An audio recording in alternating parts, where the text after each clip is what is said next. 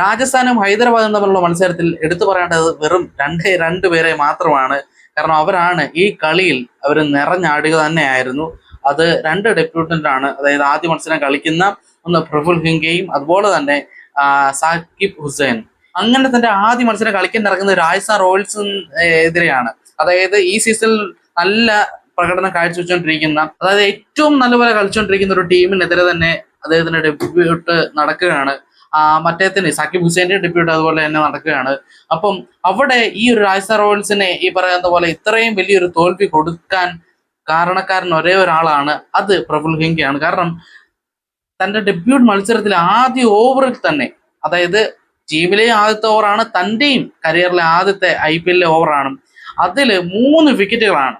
വൈഭവ് സൂര്യവംശി, ധ്രുവ ജൂറല്, റട്ടോറിയസ്, ഈ 3 പേരെ ഒറ്റ ഓവറിൽ തന്നെ 0 റണ്ണിന് ഈ പറഞ്ഞ പോലെ മടക്കി അയച്ചു പ്രഫുൽ ഹിങ്ക്.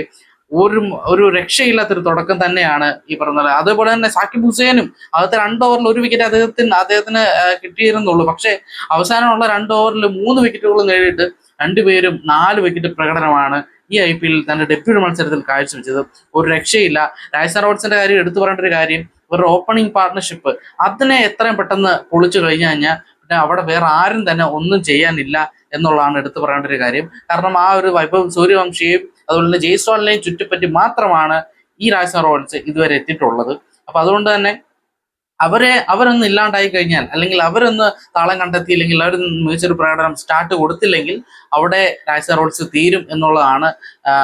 നേരത്തെ ഒരു ഡൗട്ട് ഉണ്ടായിരുന്നു, ഇങ്ങനെ ഒരു മത്സരം കൂടെ വന്നപ്പോഴത്തേനും അത് കൺഫേം ആയി. ഇനി അടുത്തൊരു മത്സരം ഇതുപോലെ തന്നെ ഉണ്ടാവുകയാണെങ്കിൽ തീർച്ചയായിട്ടും നമുക്ക് ഉറപ്പിക്കാൻ പറ്റും രാജസ്ഥാൻ റോയൽസിന്റെ ആ ഒരു ശരിക്കും അവരുടെ ഒരു പ്ലസ് പോയിന്റ് എന്ന് പറയുന്നത്, അല്ലെങ്കിൽ പോസിറ്റീവ് എന്ന് പറയുന്നത് അവരുടെ ഓപ്പണിങ് തന്നെയാണ്. അതില്ലെങ്കിൽ രാജസ്ഥാൻ റോയൽസ് ഒന്നുമില്ല. എന്തായാലും ഈ രണ്ട് ഡെബ്യൂട്ടന്റിന്റെ ഒരു എന്താ പറയുക, നല്ലൊരു മികച്ചൊരു പ്രകടനം തന്നെയായിരുന്നു. ഒരുപാട് സന്തോഷം. അടുത്ത മത്സരങ്ങളിലും നല്ലൊരു ഫോം തന്നെ, അല്ലെങ്കിൽ ഈ ഫോം തന്നെ കണ്ടിന്യൂ ചെയ്യാൻ അവർക്ക് പറ്റട്ടെ. All the best.